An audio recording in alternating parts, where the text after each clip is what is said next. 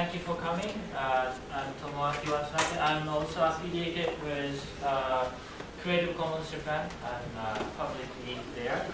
My collaborator Sarah Yun is here on Eunice. I have so much I wanted to talk about, so I'll just right delve into my presentation. I wanted to cover four things. Well, first is what I wanted to talk about, so not quite four things. The three main things are typologies of openness. How do I make sense of this diverse use of openness? That's my first goal. And based on that understanding, how do I understand open education is another thing, which I felt like, after listening to keynote speeches and some other presentations in other sessions, I have rather little to add. So I will just make some, try something interesting. Let me see.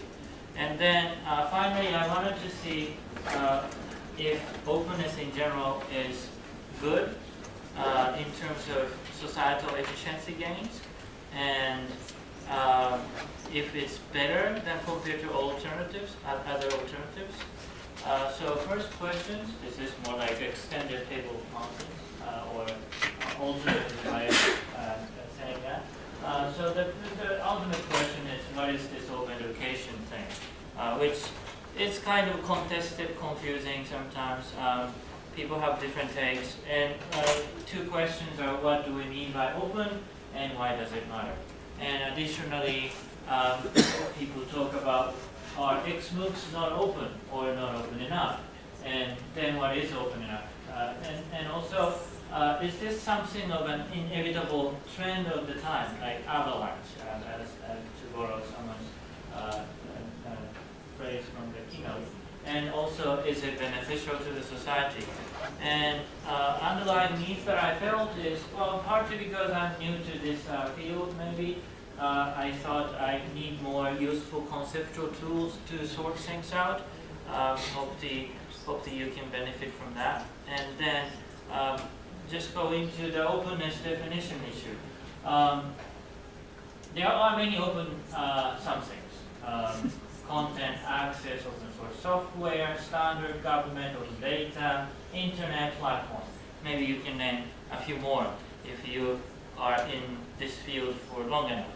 And the most obvious place to start this discussion, I thought, would be some of the definitions that's well established and used in practice. Probably the oldest ones are software area, especially this free software definition from Free Software Foundation. But also Wikimedia has come up with one specifying that content is free, which is interchangeable with open in this context, when people can use, research, and distribute copies and modifications. And it's okay, it would be deemed as free even when certain conditions are attached, conditions such as making attributions, sharing the derivatives alike, or opening up the source code, and some other conditions.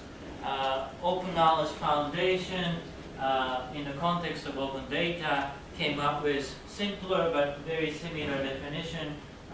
Data should be usable, reusable, and redistributable to be open.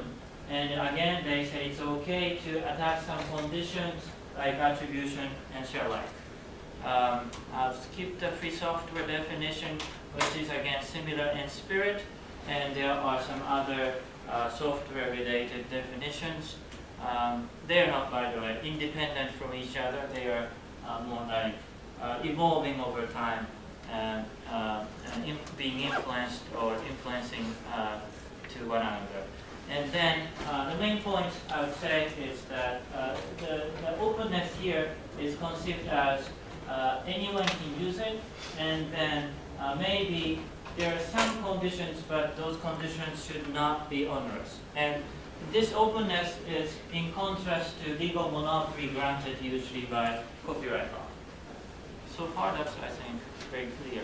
Some more observations. I wanted to just mention one thing, which is that, and this is something I really think about frequently. These definitions are somewhat binary. It distinguishes what's open and what's not open, and there is no in-between. That, I think, may need some rethinking. Additional points, because of those characteristics, that characteristics, the binary nature, and this definition, free of charge access, sometimes referred to as open access, is not open according to these definitions. And also open courseware, even though it's often touted as open, with non-commercial only license or some other, sometimes non-deliberative license maybe, that's not open according to these definitions. But maybe these definitions are wrong. That's up to the debate, of course. And if you say some of the definitions in open education, one thing I found is open education with definitions. You can see it here. At its core, it says open education is about free of charge and open to reuse and modification. So pretty much in line with those definitions that I reviewed earlier. But if you look at the Cape Town Declaration on open education, which is a much richer, more complex, nuanced document, you see that while it also shares the same spirit, it says it goes beyond open educational resources and includes such things as new approaches to assessment, accreditation, and collaborative learning. So these things are part of open education according to this declaration, but it's, I would say, kind of missing from those definitions of open contents and software that I reviewed earlier. So, in order to think about how to deal with those other things that left out, I bring up this second case, which is Wikipedia. Wikipedia is an open resource, openly licensed content of encyclopedia, but also on the other hand, it's a production process. As many people know, anyone can edit it. And if you know more about Wikipedia than the most superficial level, Wikipedia is penetrated by this principle of participation, including site management, rulemaking, and enforcement. Those are all taken by volunteers. Development of underlying wiki engine, the media wiki, and even the running of organization, umbrella organization, the Wikimedia Foundation, they're all done in a participatory manner. So the question is, are these open content software and open process, open to participation, are these same kind of openness? Is the next question I came up with. And the answer is kind of yes and no. I tend to say yes more than no. Both are about empowerment to the public, empowerment to the other people or wider range of people. And no in the sense that these open content and software is really anyone can use it, and anyone can use it without really interacting with other people. Whereas in case of some process, which is typically like a decision making, you cannot really determine the outcome of a decision making, the final conclusion, by your own action or judgment alone. Your action is weighed against other people's, and there is inevitably an interaction. A more abstract way of saying would be would be informational resources like software is not rigorous in an economic term. Many people can use the same resource at the same time without any interaction or any interference with each other. So openness in this context is like, according to those definitions I reviewed earlier, use the resource freely. That's openness. But then, the permission to use the resource freely. But if you think about physical resources like parks or roads, there is a problem of congestion when there are too many users. So congestion means there's some mutual interference among the beneficiaries or users. So, and some resources are even exhaustible. If you use it up, it never comes back. Think about fishing or foresting, for example. So the consumption becomes fibrous, and decision making is kind of like the same. One's decision cannot really be independent from others' decision when the decision is for the whole group, when the decision is for the collective.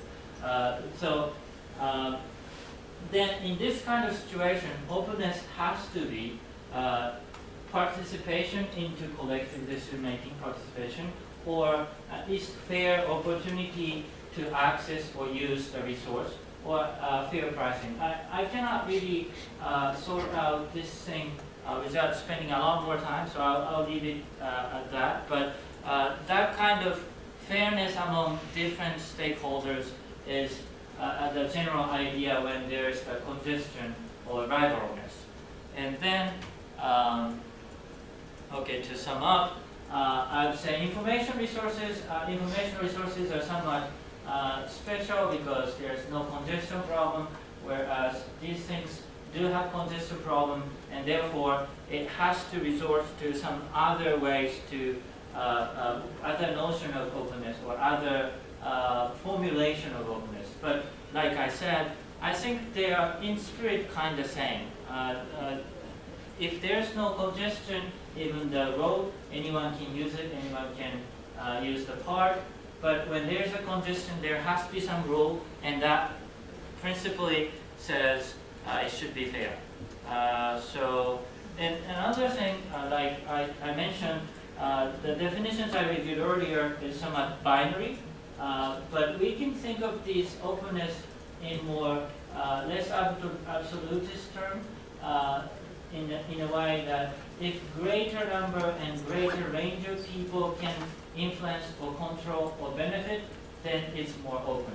So the park could be open to only, say, a local resident of a specific town. It could be opened up to be used for anyone visiting there or anyone from that particular state. That could be openness in a way. And so I'll come back to this point once more later. And then the third one. This is an oddball, and this is partly why I came to think that less absolutist term is good and important.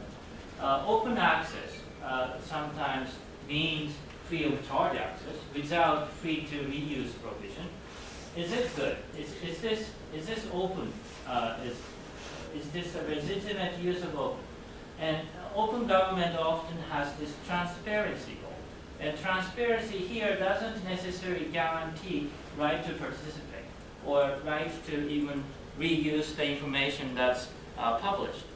Does that count as openness? And my guess is that, okay, so again, one take is, of course, no, it's not open enough. Therefore, it disqualifies from being legitimately open. Your showing of information resource is not open enough. And it should include some freedom for use and freedom to participate in case of, say, government process transparency. That's one answer. But then another one is, yeah, maybe it's not that open, but it's at least more open than paywall or secrecy. That's another way to think about openness. And so, of course, it's less open than reusable resources and so forth, but it's at least more open than, say, you can access only you pay kind of scheme. And similar question can be asked in open education. Is free for all by itself open in this educational context, even if there's no participation, no right to reuse, and only that anyone can be a beneficiary or recipient of a service. And I think it's fair to say that many people, maybe many people in this room even, think if the education is free for all, it's good enough to call it an open education. But of course, there are some other views. So again, to nail down further, open educational resources with non-commercial license, the same way, it can be said it's more open than all rights reserved, and it's free for, if the education is free for all within a state, then it's probably more open than only for paying customers kind of service. Okay, I'll skip this. So that was the openness typology, and overall, okay, I shouldn't skip. Overall, I tend to say that I tend to think that openness concept here is kind of same in the spirit, but different kind of pronouncement in different contexts. And but if you take the absolutist, the relativist approach or stance, it's probably a contentious issue. And then when applied to education, again, like I mentioned earlier, I think there's this thing that I can add. I initially thought, and I think I wrote it in the abstract, in the proposal, that MOOCs is really not open because while open educational resources allows people to modify and develop the resource or use it for teaching or use it for learning, and there are like peer-to-peer kind of teaching and learning platforms to support that. You know, MOOCs is really putting people into learners and nothing more. That's what I have been thinking. But now, after listening to keynote speech making almost the same point and some other people doing the same, I felt like, well, maybe I have to come up with something else, which is that if you think about MOOC.org, opening up the platform so that anybody can use the platform to provide a MOOC of his own design, then teaching, assessment, credentialing, all these things could open up, and it could be very soon. So potentially, MOOCs could be become more open up, or almost as open in many areas as OER is my attempt to contribute to this discussion. And finally, why openness matters? Is that a good thing? And I have a general kind of abstract argument, way of thinking about this. So the technological environment has changed so much so that the cost of opening up something reduced dramatically, and also in some cases, benefit of opening up increased. And I think the well-known example could be found again, like in Wikipedia. Collaboratively editing an encyclopedia would be prohibitively costly without the internet and people having basic internet computing skills and computer terminals and such. So these things couldn't be feasible without the current technological environment. But so the cost of opening up the process of encyclopedia development or production reduced dramatically is one thing. And of course, the increased benefit means more people can now participate and contribute. So the cost-benefit profile of open approach improved in general. But so that's my general idea, why openness makes sense in many contexts in general. But of course, not every opening up is created equal. Something costs more to open up than others, and benefits from opening something up is not uniform across the board.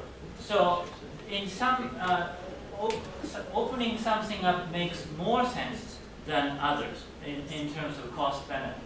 So, and in other words, opening up something to the maximum possible degree doesn't necessarily mean that's the most efficient approach to doing things.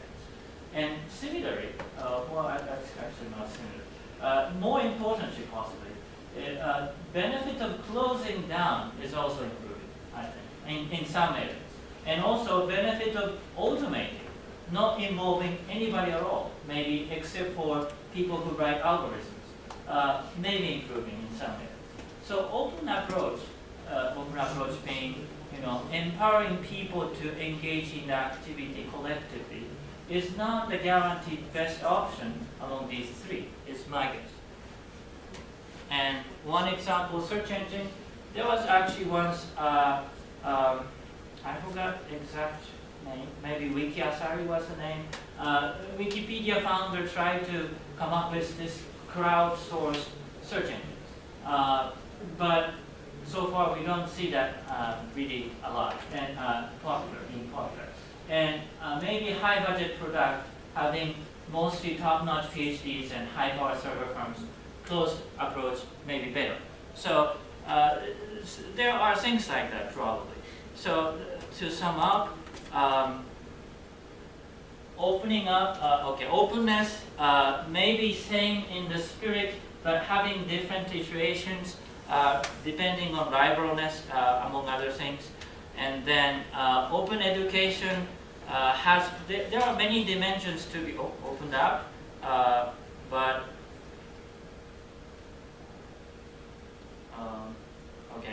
I'll just go on. Many dimensions to be opened up in education. So there is no single open education, and also I wanted to say maybe MOOCs could be open very soon. And benefits and cost and benefit actually depends case by case. So even though the general profile of cost benefit of opening things up improved, there is also a possibility that closed approach and automation is better. Okay, thank you very much. Sorry about that. We have about 1 minute for questions if there is a question or two. So one of the things that I understand from a community perspective, that free and open is the gold standard. And what I'm hearing here is more nuanced approach and more nuanced examination of what open is. Have you looked at where the community's perspective is on this? Again, I'm just kind of a sample of one of understanding where that gold standard is. Do you have a sense of where the community sense is within that nuance? Okay, I don't know if this could be an answer, but when some people say, for example, journal article, open access means people charge access. There are, I sense that many people comfortable with that kind of definition. So in some communities, actually, the gold standard is not really shared. In, for example, open source software community is a very strongly held standard, but not in many other, not all communities have that same idea. It does. Thank you.